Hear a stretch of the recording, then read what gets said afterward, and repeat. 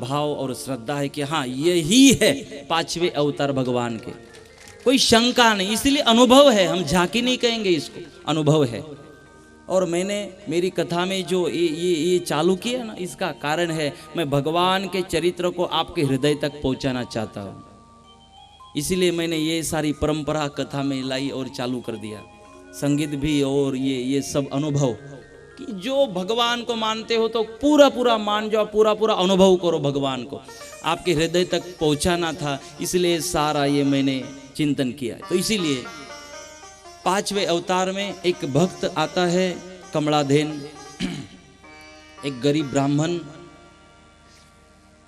भगवान को बहुत मानता था और भगवान के मंदिर में बैठकर भगवान को प्रार्थना करता था, हे भगवान मुझे सगुण साकार में आपका दर्शन करना है। भगवान दर्शन नहीं देते थे और बहुत गहराई से भगवान की प्रार्थना करता था और सपने देखता था रात्रि में, मेरे भगवान प्रकट हो गए, सामने खड़े हैं, मैं मेरे भगवान को देख रहा हूँ और भगवान मुझे पूछ रहे हैं, कमलाधेन क्या चाहिए आपको, मेरे भगवान पूछ रहे हैं। और मैंने मांग लिया भगवान को, बस भगवान आपको कभी ना भूलो, आपकी सेवा को ना भूलो, बस ये मुझे वरदान दे दो, आपकी भक्ति करते रहो, ये मुझे वरदान दे दो। थोड़ी देर बाद जब जागृत अवस्था में आता था तो पता चलता था अरे ये तो सपना था, लेकिन सपने में भी भगवान को अनुभव कर रहा था, देख रहा था, हाँ भगवान आ गए मेरे सामने खड़े। हम सपने में क्या देखते स्मशान यात्रा, हम एक कुएं के किनारे सोए थे और कुएं में गिर गए, और महाराज जब गिरे ना, जब जाग गए तो देखा तो हम खाटला के ऊपर सोए थे, नीचे गिर गए। ये हमारे सपने। किसी को मुर्दे दिखाई देते, किसी को स्मशान यात्रा दिखाई देती है, किसी को क्या, लेकिन ये सपना में ये देख रहा था भगवान आ गए, भगवान को मैं देख अनुभव कर रहा हूँ। एक दिन भक्ति की पराकाष्ठा हो गई और सचमुच भगवान सामने खड़े हो गए। अब तो कितनी खुशी थी कमलाधेन के मन में, और जैसा सपना हर रोज देखता था उसी ही हुआ। भगवान ने सामने से पूछा, कमलाधेन क्या चाहिए? बस भगवान आप आ गए, आपके आने से सब कुछ मिल गया। कमलाधेन ने कहा अब कुछ जरूरी नहीं है मांगना, लेकिन फिर भी मांग ले। कमलाधेन ने मांग लिया, भगवान देना ही चाहते हो तो बस आपको कभी ना भूले, आपकी सेवा जन्मों जन्म तक आपकी सेवा करते रहे, बस ये भगवान हमें दे दो। भगवान ने तथास्तु कहा, भगवान निकल गए और अब कमलाधेन खुशी से जीवन जी रहा है, क्योंकि अब भगवान को देखा था। देखो नारायण का दीदार तो तरिए बहुसागर पार, भगवान के दीदार को देख लिया था, उसको पता है अब मेरा कल्याण हो गया, जीवन को अच्छी तरह से वहां पर जी रहा था। एक दिन जब फूल तोड़ने बाग में गया तो एक राक्षस ने आक्रमण किया, भगवान को प्रार्थना की, भगवान ने अपना सुदर्शन चक्र वहां पर छोड़ा, उस राक्षस का वध किया, कमलाधेन का रक्षण किया, और वो जो चक्र था वो पुष्करणी नाम का जो एरिया था वहां पर गया, स्थिर हुआ। जो पुष्करणी क्षेत्र है वो आता है नैमिषारण्य में, नैमिषारण्य में वहां जाकर पुष्करणी में चक्र स्थिर हुआ, तब से उस क्षेत्र का नाम हुआ चक्र तीर्थ। और भगवान ने कहा जिनको भी उपासना साधना करने वो इस चक्र तीर्थ में आकर करे, यहाँ पर कोई भी दानव उनको तकलीफ नहीं करेगा। फिर तब 88,000 संत महात्मा उस चक्र तीर्थ पर गए और उन्होंने वहां पर तप किया। राक्षसों की हिम्मत नहीं थी जो वहां पर जाए भय के कारण। तो एक भूमि ऐसी भगवान ने निर्माण कर दी जहाँ जिसको जाना है जाए, भक्ति करे, कोई बाधा नहीं आएगी, शत्रु नुकसान नहीं करेंगे। ऐसा क्षेत्र है नैमिषारण्य जो लखनऊ के बाजू में आता है नैमिषारण्य, उसमें आता है चक्र तीर्थ, जहाँ पर 2 साल पहले शायद हमारी अपनी एक कथा श्रीमद दशावतार कथा का आयोजन उसी क्षेत्र पर हुआ था, पुष्करणी क्षेत्र में चक्र तीर्थ में, जहाँ 88,000 संत महात्माओं ने तप किया, जहाँ मनु और शतरूपा इन्होंने तप किया, जहाँ पर वेदम व्यास जी ने श्रीमद् भागवत को लिखा गणपति के माध्यम से, जहाँ पर व्यास जी ने 18 पुराणों को लिखा, चिंतन किया, और जहाँ 4 वेदों का चिंतन किया, 6 शास्त्रों का चिंतन किया, वो जो जगह आज भी व्यास गद्दी वहाँ पर है। तो इतनी पवित्र वो भूमि है, वहाँ पर अपनी इस श्रीमद् दशावतार कथा का आयोजन हुआ था। और मेरे साथ कितने सारे भाविक अपने एरिया से आए थे, हमारे महाराष्ट्र या सूरत एरिया से 400 तक भाविक मेरे साथ में आए थे ट्रेन से। और वहाँ जाकर फिर श्रीमद् दशावतार कथा का 8 दिन का आयोजन था, और वहाँ इस कथा को मैंने कहा, वर्णन किया, लोगों ने वहाँ पर मजा की। तो मुझे, क्योंकि मेरा एक सपना था जो इतनी पवित्र भूमि है नैमिषारण्य, वहाँ पे अपने कथा का आयोजन हो श्रीमद् दशावतार की, और वो सपना भी पूरा हुआ। वहाँ पर अपनी कथा का आयोजन भी हुआ उस भूमि के ऊपर, क्योंकि मुझे खुद उस भूमि के ऊपर कथा करके ऊर्जा पानी थी, उस भूमि से खुद की चार्जिंग करनी थी उस भूमि से, इसलिए उस कथा का हमने आयोजन किया था। तो इसीलिए वो पुष्करणी क्षेत्र, तो कमलाधीन का यह उद्धार किया। भगवान के अगले अवतार के बारे में यहाँ पर हमारे सद्गुरुदेव ने कहा कि अगले अवतार को मैं आपको जरूर सुनाना चाहूँगा, 1-2 मिनट। श्री राम जय जय राम, श्री राम जय जय राम, श्री राम जय जय राम, श्री राम जय जय राम, श्री राम जय जय राम, श्री राम जय जय राम, श्री राम जय जय राम, श्री राम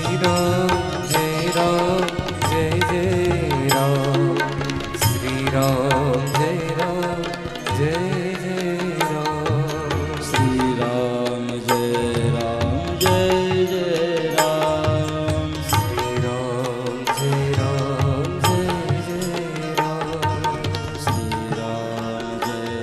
जय जय राम, श्री राम जय जय राम। महिकावती नाम का एक क्षेत्र था, नगर था। कृतवीर्य नाम का राजा, रंकावती उसकी रानी। रंकावती ने एक बार भोग की मांग की कृतवीर्य के पास। कृतवीर्य ने कहा अब समय अच्छा नहीं है, फिर भी उसने नहीं माना। इसके कारण एक असुर प्रवृत्ति का पुत्र उनके घर जन्मा। असुर प्रवृत्ति का जो पुत्र उनके घर जन्मा, तो उसने जो था, जो पार्वती माँ थी ना, तो पार्वती माँ शंकर भगवान की पिंड को बनाती थी, ये उसको तोड़ देता था। पार्वती माँ पिंड को बनाए और ये जो पुत्र था वो पिंड को तोड़ देता था। शंकर भगवान को कहा, पार्वती माँ ने कि ऐसा हो रहा है। शंकर भगवान गुस्सा हो गए और शंकर भगवान ने उसको श्राप दिया कि सुनो, अब आगे आपका जो जन्म होगा तो आपको एक भी हाथ नहीं होगा, हाथों के बगैर आपका जन्म होगा, क्योंकि आपने किसी के जो साधना थी उसमें बाधा लाने की कोशिश की है। पार्वती माँ जो पिंड बना रही थी उस पिंड को तोड़ने का काम किया है, हाथों के बगैर आपको जन्म धारण होगा। वैसे ही हुआ, हाथों के बगैर उसको जन्म धारण हुआ अगला। फिर उन्होंने दत्तात्रेय भगवान की, उसने दत्तात्रेय भगवान की साधना की। दत्तात्रेय भगवान प्रसन्न हो गए, भगवान को कहा, भगवान देखो एक भी हाथ नहीं है, मुझे बहुत हाथ दे दो।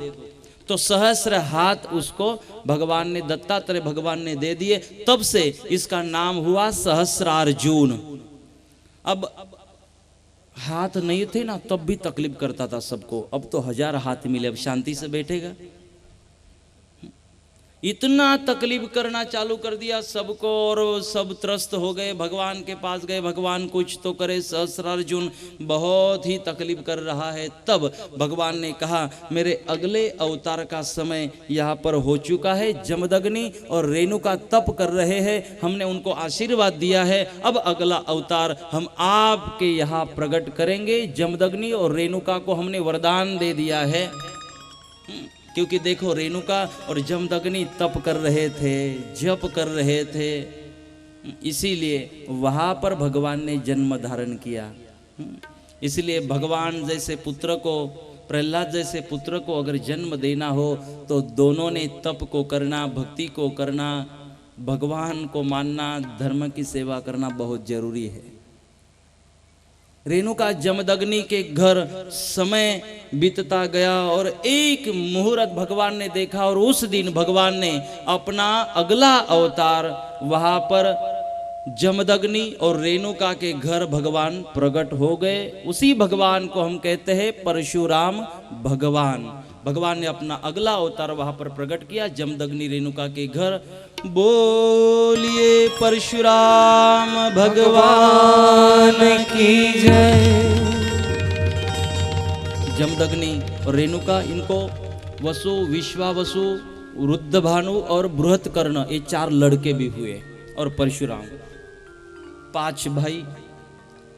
धीरे धीरे काल बीतता गया, परशुराम जी बड़े हुए, चारों बेटों वसु, विश्वावसु, रुद्रभानु और बृहत्कर्ण भी बड़े हुए। समय बीतता गया। परशुराम जी को तो पहले से तप की आदत थी, तप का व्यसन था। वो तप को ही मानते थे, जप को ही मानते थे, साधु वेश में ही रहना पसंद करते थे। समय धीरे धीरे बीतता गया। एक दिन पार्वती माता जो, ये रेणुका माता जो थी, तो रेणुका माता को कहा जमदग्नि ऋषि ने कि आप थोड़ा जल लेकर आ जाओ विधि के लिए। जब जल भरने के लिए रेणुका माँ नदी पर गई तो वहां पर कुबेर जो था ना, अपनी पत्नियों के साथ स्नान कर रहा था। वो दृश्य देखा रेणुका माता ने। तब रेणुका माता के मन में एक विचार आया। ध्यान से सुनना, विचार आया। क्या देखा कि कुबेर अपनी पत्नियों के साथ स्नान कर रहा है, तो तब ये देखा और एक विचार आया। विकार आया ऐसे मैंने नहीं कहा, विचार आया। क्योंकि ये रेणुका माँ है, इसके घर भगवान ने जन्म लिया है, कहाँ से विकार आएगा? विकार नहीं है, विचार आया। और रेणुका माता ने सोचा ये कुबेर पत्नियों के साथ स्नान कर रहा है, कितना आनंद ले रहे हैं, हम भी अगर जमदग्नि ऋषि के साथ ऐसा स्नान करेंगे तो हमें भी मजा आएगी। क्यों नहीं ये विचार आएगा? पत्नी का स्वभाव है, एक स्त्री स्वभाव है रेणुका माता का। ऐसा विचार आया और वो दृश्य को देखते देखते वक्त को भूल गए। जमदग्नि ऋषि राह देख रहे थे। जब ध्यान लगाकर देखा तो जमदग्नि ऋषि को बहुत बुरा लगा कि मैंने जल लाने को भेजा था, वहां ये दृश्य देख रही है। जब वापस लौटी रेणुका माता तो गुस्सा हुए थे जमदग्नि ऋषि ने कहा, आपको मैंने कहा भेजा था, क्यों भेजा था? आप सेवा को भूल गए और देखते रह गए उस दृश्य को वहां पर। अब मैं आपको स्वीकार नहीं सकता हूं, आपको मैं स्वीकारूंगा नहीं। जमदग्नि ऋषि ने कहा। रेणुका माता ने प्रार्थना की कि क्यों, मेरे से गलती हो गई लेकिन मुझे माफ करे। ऋषि ने कहा माफ नहीं करूंगा। जैसे रुद्र वहां पर वसु को बुलाया और वसु को कहा, देख वसु, अपने लड़के को बुलाया जमदग्नि ऋषि ने, ये तेरी जो माँ है इसका सिर काट दे। पिता की आज्ञा है, अगर आज्ञा का पालन नहीं करेगा तो फिर तुझे मृत्युदंड होगा। वसु ने कहा माता के सिर को कैसे काट दूं? ठीक है मेरी जान ले लो। वसु को श्राप दे दिया। विश्वावसु को कहा कि देख तेरी भी हालत ऐसी हो जाएगी वसु जैसी, तेरी माता के गर्दन को काट दे, सिर को काट दे। उसने भी नहीं माना विश्वावसु ने, उसको भी मृत्युदंड दे दिया। रुद्रभानु को बुलाया, उसने भी नहीं माना, उसको भी मार दिया। जमदग्नि ऋषि ने बृहत्कर्ण को भी मार दिया क्योंकि आज्ञा का पालन नहीं किया। और फिर कहा जमदग्नि ऋषि ने, मेरा परशुराम है जो मेरी आज्ञा को पालन करेगा। परशुराम को याद किया और परशुराम अपने पिताजी को मिलने वहां पर आ रहे हैं। परशुराम को सुनाई दी आवाज कि मेरे पिताजी। अब तो मोबाइल से भी सीधी बात नहीं होती, पहले तो मोबाइल की जरूरत नहीं थी और सीधी बात हो जाती थी। और भगवान को याद किया, परशुराम को, अपने बेटे को याद किया जमदग्नि ऋषि ने। और परशुराम जी अपने पिताजी को मिलने, पिताजी के दर्शन के लिए वहां पर आ रहे हैं।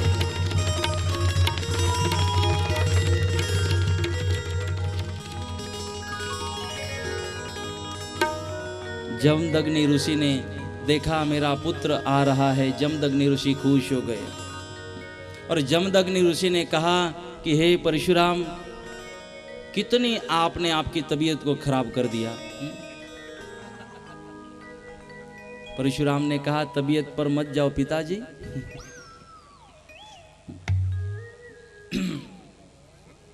जप और तप के कारण ये हालात परशुराम भगवान की हुई है। क्यों याद किया? तब जमदग्नि ऋषि ने कहा कि परशुराम देखो, ये 4 जो भाई थे ना, मैंने मार दिया। क्यों? बोले मैंने कहा था माता के सिर को काट दो, इन्होंने आज्ञा का उल्लंघन किया, मैंने उनको मार दिया। परशुराम अगर आप भी अगर माता के सिर का वध नहीं करोगे, नहीं काट दोगे सिर को, तो आपको भी मैं शिक्षा करूंगा, मेरी आज्ञा का पालन करो परशुराम। अब परशुराम ने कहा मन में मैं तो चिरंजीव हूँ, मेरा तो कुछ बिगड़ने वाला नहीं है, लेकिन अब पिता की आज्ञा है, पालन तो जरूर करना होगा।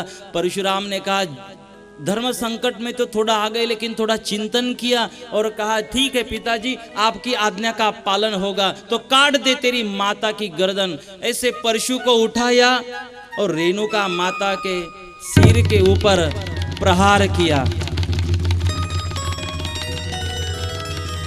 एक ही प्रहार में अपने माता का सिर काट दिया। देखो बुरा किया ना भगवान ने, माता के सिर को काट दिया। कई लोग इसी को सोचते हैं, ध्यान में रखते हैं, लेकिन अगला चरित्र सुनो। जैसे गर्दन को काट दिया, जमदग्नि खुश हो गए, वाह परशुराम वाह, गले से लगा दिया, आलिंगन दे दिया। किसी ने मेरी बात को नहीं माना, परशुराम मुझे विश्वास था तू मेरी बात को मानेगा, मेरी आज्ञा को मानेगा। परशुराम मैं खुश हूँ, मेरे लिए तूने माँ की भी गर्दन काट दी। परशुराम बोल क्या चाहिए? परशुराम ने कहा पिताजी दोगे? बोले जरूर, आज तूने मुझे खुश कर दिया। परशुराम जी ने कहा फिर मेरे 4 जो भाई है उनको जिंदा कर दो और मेरी माँ को भी वापस जिंदा कर दो। ये है परशुराम भगवान। 4 भाई को वापस जिंदा कर दिया, माता को भी वापस जिंदा कर दिया। जमदग्नि ऋषि ने अब पछता रहे हैं, मैंने क्रोध में आकर मेरे परिवार में नुकसान कर दिया। हे परशुराम, मैं तुझे वचन देता हूँ, आज के बाद कभी क्रोध नहीं करूंगा, कभी गुस्सा नहीं करूंगा। थूक दिया गुस्सा और अपना क्रोध जमदग्नि ऋषि ने, और अगले अपनी लाइफ में, जीवन में कभी जमदग्नि ऋषि ने गुस्सा नहीं किया, क्रोध नहीं किया। और अब जो सहस्रार्जुन था उसकी ताकत तो दिन ब दिन बढ़ी जा रही थी। तब नारद मुनि ने एक बार कहा सहस्रार्जुन को, परशुराम ने काम तो कर दिया, वापस तप के लिए परशुराम जी वहां से निकल गए।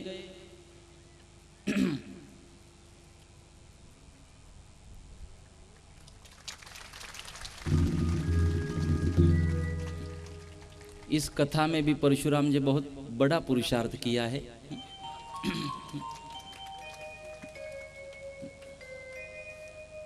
जब से हमने कथा की बात की थी तब से परशुराम जुड़े थे हमारे साथ। परशुराम क्यों ना जुड़े? परशुराम का काम ही चिरंजीव है और हर योग में परशुराम को साथ देना ही देना है। तो परशुराम जी वापस तप और जप के लिए वहां से निकल गए। नारद मुनि ने सहस्रार्जुन को कहा कि जो जमदग्नि ऋषि है ना, जो कुटी में रहते और रेणुका, वहां जाओ, आपको चमत्कार देखने मिलेगा। पूरे सैन्य को लेकर जाओ और उनको कहो कि हमें भोजन करना है, वो सबको खिलाएंगे। बोले 2 पति पत्नी सबको खाना खिलाएंगे? बोले हाँ, जाके आओ।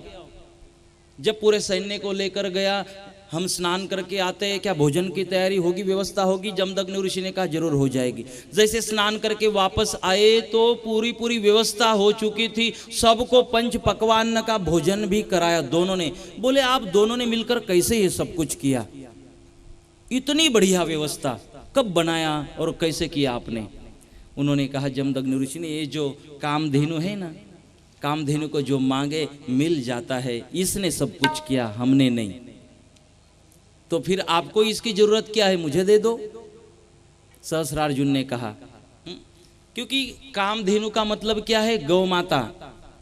कामधेनु मतलब गौ माता। यह हमारे सदगुरु को कहना है कि जिसके घर में गौ माता है, जिसके घर में गौ माता नहीं है पर सेवा जरूर हो रही है गौशाला में जाकर या कुछ भी माध्यम से, जिस घर में गौ माता की कृपा है, गौ माता की सेवा है, उस घर में कभी भी अन्नपूर्णा माता की कमी नहीं होगी, भंडार भरपूर रहेगा। जिस घर में गौ माता का आदर है, गौ माता का सम्मान है, गौ माता की कृपा है, सेवा है।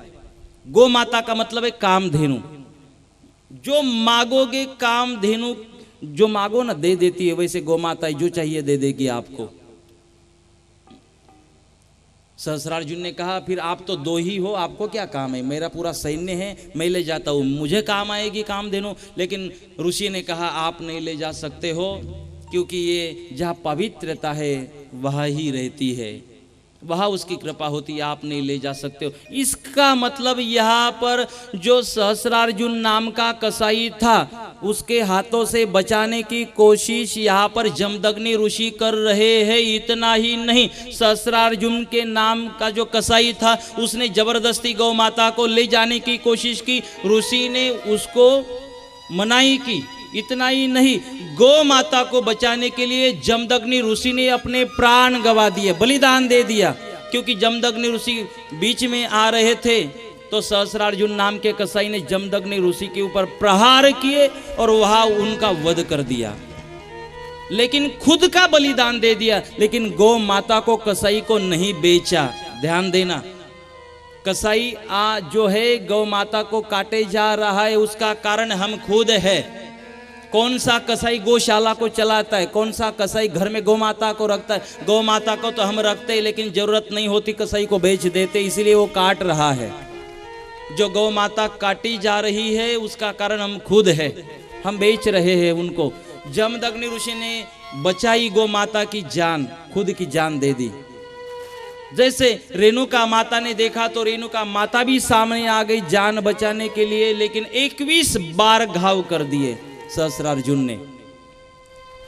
कामधेनु तो गुप्त हो गई। रेणुका माता ने देखा जमदग्नि ऋषि देव हो गए और वही घायल होकर पड़ी है। अपने पुत्र को कहा, हे परशुराम परशुराम। जैसे परशुराम तप में थे, भागे भागे पहुंचे माता के पास और कहा, देखो तप कर रहे थे लेकिन माता को मदद की जरूरत थी। तो परशुराम जी ने माला बाजू में रखी, तब बाजू में रखा और पहले माँ को याद किया और माँ के पास पहुंचे। इसको याद रखना। कभी हम जप कर रहे होते हैं ना गुरु मंत्र का, और माँ कहते बेटे थोड़ा जल लेके आओगे, बेटा कहता है दिखाई नहीं देता, माला कर रहा हूं। नहीं, अगर आपकी माँ प्यासी है तो माला आपकी छोड़ दो और माँ को जल दे दो, वो आपका तप है। माँ की सेवा में, बाप की सेवा में जुड़ जाओ, वो आपकी साधना है और तप। ये हमें सिखाया परशुराम जी ने। छोड़ दिया तब भागे, माँ को मदद की जरूरत थी। माँ को कहा, ये हालत किसने की? बोले सहस्रार्जुन। माँ मैं आपको वचन देता हूँ 21 बार इस पृथ्वी को निक्षत्रिय कर दूंगा, वचन दिया। माँ के पास से वहां से उठे, सहस्रार्जुन का वध कर दिया। सहस्रार्जुन को मारने के बाद 21 बार ऐसे क्षत्रियों का वध किया जो क्षत्रिय धर्म का पालन नहीं कर रहे थे, जो क्षत्रिय बनने के बाद उपयोग कर रहे थे समाज का, जो क्षत्रिय होने के बाद भी खुद के धर्म को भूल गए थे। क्षत्रियों का काम है समाज का रक्षण, लेकिन समाज का रक्षण नहीं कर रहे थे, भक्षण कर रहे थे। ऐसे 21 बार इस पृथ्वी को निक्षत्रिय परशुराम जी ने कर दिया। मां को खुश किया, अपनी मां को। इसी अवतार में भगवान ने सहस्रार्जुन का वध किया। ये जो अवतार है, मां ने आशीर्वाद दे दिया रेणुका मां ने, तू चिरंजीव रहेगा, क्योंकि हर युग में सहस्रार्जुन पैदा होगा। और परशुराम मेरे बेटे, मुझे लगता है हर युग में तेरी जरूरत पड़ेगी, इसलिए तुझे चिरंजीव रहना होगा। और जब जब अधर्म ऐसे ही तकलीफ करेगा संतों को, गौ माता को, तब प्रकट होना मेरे बेटे परशुराम और अधर्म का विनाश कर देना। तुझे इसीलिए मैं चिरंजीव कर रही हूँ। यह है परशुराम अवतार का चरित्र। और इस चरित्र के माध्यम से हमारे सद्गुरुदेव हमें कहना चाहते हैं कि परशुराम का वेश कौन सा था? साधु का। साधु वेश में थे, जटा, दाढ़ी, हाथ में क्या था? परशु, दूसरे हाथ में क्या था? धनुष्य। देखो कैसे स्वरूप को धारण कर रहे भगवान, साधु का वेश और हाथ में परशु। अभी मैं यहाँ पर आऊँगा और जो नासिक में मुझे तलवार मिली है, वो तलवार लेके अगर आऊँगा तो आप क्या कहोगे? पता नहीं नासिक वालों ने मुझे तलवार क्यों दी। वहाँ मुझे तलवार मिली है, आप पता नहीं क्या दोगे कि 47 दे रहे हो, क्या दे रहे हो।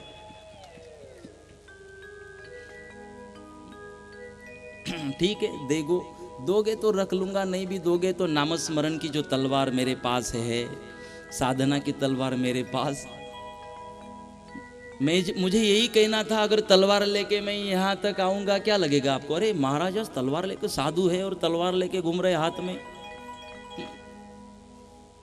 परशुराम भगवान साधु वेश में, हाथ में परशु है, दूसरे हाथ में धनुष्य है। क्यों? भगवान हमें इस अवतार में संदेश दे रहे हैं, ठीक है भक्ति को करो, नामस्मरण का करो, जब करो तब करो, साधना करो, ठीक है, लेकिन जब सहस्रार्जुन जैसा अधर्म, सहस्रार्जुन जैसा कोई राक्षस धर्म को तकलीफ करेगा, संतों को तकलीफ करेगा, धर्म को बदनाम करने की कोशिश करेगा, तब आप माला को थोड़ा साइड में रख देना और हाथ में लेना परशु को, हाथ में लेना धनुष्य को, और ऐसे अधर्मियों को नाश कर देना।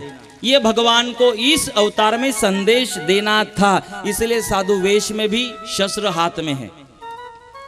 अधर्म को जिंदा रखना नहीं, तब आपका कर्तव्य क्या होगा? माला थोड़ी, आप हर रोज 5 माला करते हो, 1 माला कम कर देना और धर्म के प्रचार का काम कर देना जब जरूरत पड़ेगी।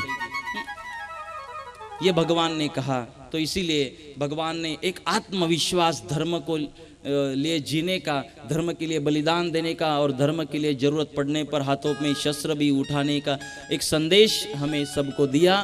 देखो हमारी सारी देवी देवताएं जो है ना, उनके हाथों में शस्त्र अस्त्र ही है। क्यों? किसी को तकलीफ देने के लिए नहीं, लेकिन जब भगवान के चरित्र को हमने आपके सामने रखने की कोशिश, जो भी चरित्र थोड़ा बाकी है, इसमें एक बहुत अच्छी चर्चा कमलापति नाम के भक्त के चरित्र में आती है, जो कल हम सुनेंगे। कल की कथा में कितने हैं, कैसे की जाती है भक्ति, भक्ति है क्या, कितने हैं, वो चर्चा नारद मुनि और सुबह की कथा में हम सुनेंगे। कथा को विराम की ओर थोड़ी सूचनाएं सबके लिए होगी, सूचनाओं और आरती के बाद कथा को विराम दिया जाएगा। बाद में आप जगह से उठ सकते हो, जा सकते हो। आज के दिन जो महात्मा यहाँ उपस्थित है उनको भी बहुत बहुत धन्यवाद, उनका व्यासपीठ की ओर से हम स्वागत करते हैं कि जो आज यहाँ पूरा वक्त यहाँ पर विराजमान रहे, जिससे मुझे भी मजा आई, आनंद आया, और आप सब जो यहाँ उपस्थित हैं आप सबको भी बहुत बहुत धन्यवाद, और व्यासपीठ की ओर से आप सबको बहुत बहुत आशीर्वाद।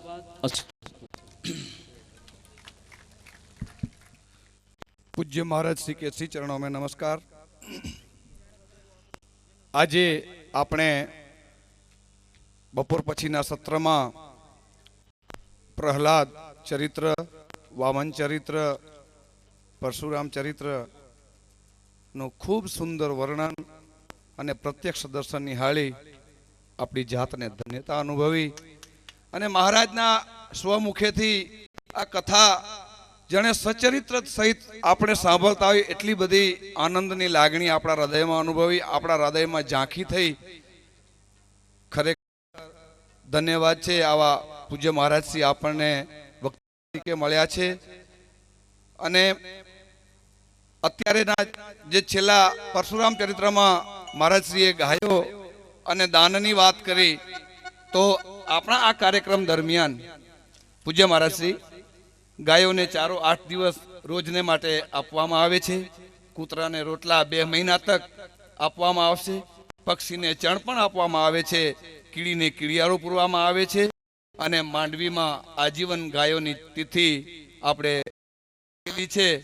तो आ પાંજરાપોરમાં आजीवन गायोनी संस्थामां आजीवन तिथि आपणे राखेली छे। तो आ कार्यक्रम दरमियान कार्य अहींयाथी आपणी संस्था आ गाम वती चालू छे। આરતી માટેના આજના યજમાન છે તનસીભાઈ કરશનભાઈ પોકાર પરિવાર, રામભાઈ લધા પોકાર પરિવાર અને લખુભાઈ ચનાભાઈ વાસાણી પરિવાર આરતી કરશે ત્યાં સુધી એક સન્માન છે આપણા સાથે ફૈજપુરથી શેખર મહારાજ જે આપણને અહીંયા બધા ઊભા થાય પહેલા ઊભા થઈ જાય છે જંજુમે છે આપણને બધાને પોરસ ચડાવે છે એવા શેખર મહારાજ આવ્યા છે કહે છે કે આજે જવાનું છે અમે તો તો બહુ સારું છે ખૂબ આનંદ કરીશું પણ તો પૂજ્ય મહારાજશ્રીના હાથે એમને મોમેન્ટ અને સાલ અર્પણ કરી એમનો શેખર મહારાજ નમ્ર નિવેદન છે આપ પૂજ્ય મહારાજશ્રી પાસે स्वीकार करसो। शेखर महाराज आइए आप भी। ना ना तावा हमारे करूँ तमें जाइए महाराज के पास।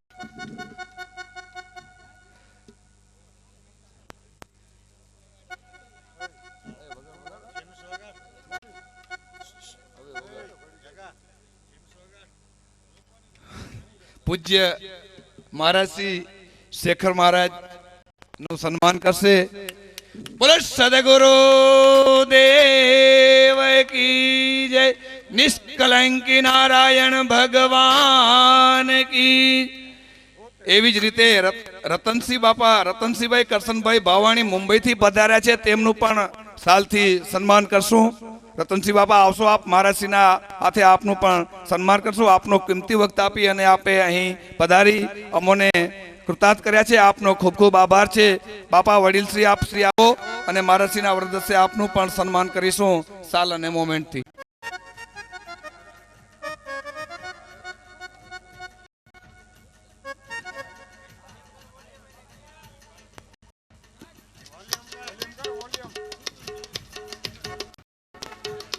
બોલો સદગુરુ દેવ કી જય।